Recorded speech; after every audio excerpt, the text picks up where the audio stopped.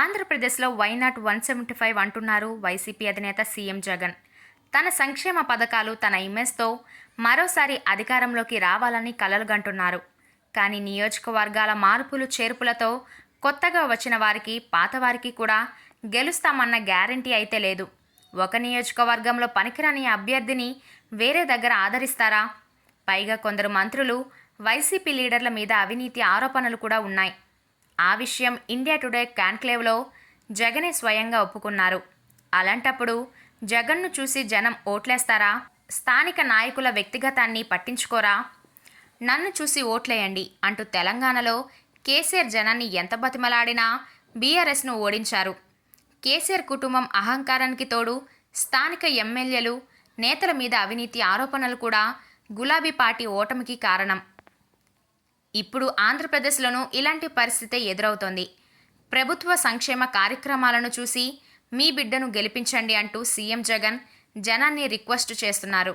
కానీ గ్రౌండ్ లెవెల్లో పరిస్థితి మరోలా ఉంది.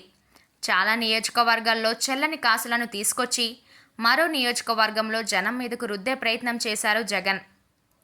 ఈ మార్పులు చేర్పుల్లో అవినీతి ఆరోపణలు ఎదుర్కొంటున్న మంత్రులు, వైసీపీ లీడర్లు చాలామంది ఉన్నారు. అలాగే పార్లమెంటుకు పోటీ చేస్తే ఓడిపోతారు అనుకున్న వారిని తీసుకొచ్చి అసెంబ్లీకి నిల్చోబెట్టారు. మరి జనం వీళ్ళకి ఎలా ఓట్లు వేస్తారు? ఎంత జగన్ను చూసి ఓట్లు వేయాలని అనుకున్నా స్థానిక ఎమ్మెల్యే అభ్యర్థి ఇమేజ్ బాగోలేకపోతే చూస్తూ చూస్తూ ఎలా గెలిపిస్తారు? వెల్లంపల్లి శ్రీనివాసరావుని విజయవాడ వెస్ట్ నుంచి సెంట్రల్కు మార్చారు. కానీ ఆయనపై అవినీతి ఆరోపణలు బాగా ఉన్నాయి. వైసీపీ నేతలే బహిరంగంగా ఆరోపణలు చేశారు. కేవలం జగన్ను చూసి గుడ్డుగా ఓట్లేసే పరిస్థితి ఇప్పుడు ఉందా?